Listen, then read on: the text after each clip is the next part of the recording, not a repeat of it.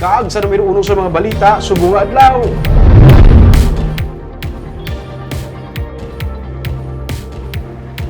Pamuno sa Department of Public Services o kung DPS ang ginismis sa serbisyo bangod sa siyam ka count sa kaso nga grave misconduct ini may angon sa pagpatubong sang krudo sa guba na kaag wala ginagamit nga heavy equipment sa Bacolod. May report si Nico Delfin.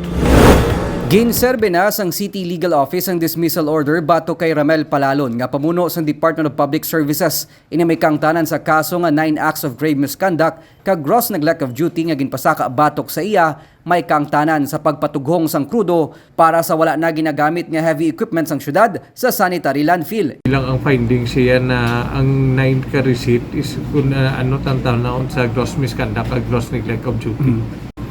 May duwa sa attorney ka posisyon, enro kag muna DPS, ano matabo sa enro yan na ano?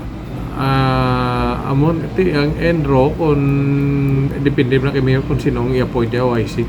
Sa legal counsel ni Palalon ginserbe ang mando. Wala siya na'y naghatag sang pahayag angot sa mga desisyon pero natala na siya nga mag-file sang motion for reconsideration.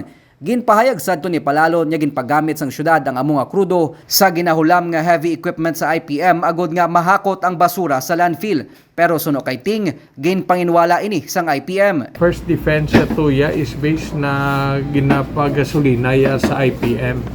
Sa may Sa dito sa yan nga tawag na sa bako sang IPM.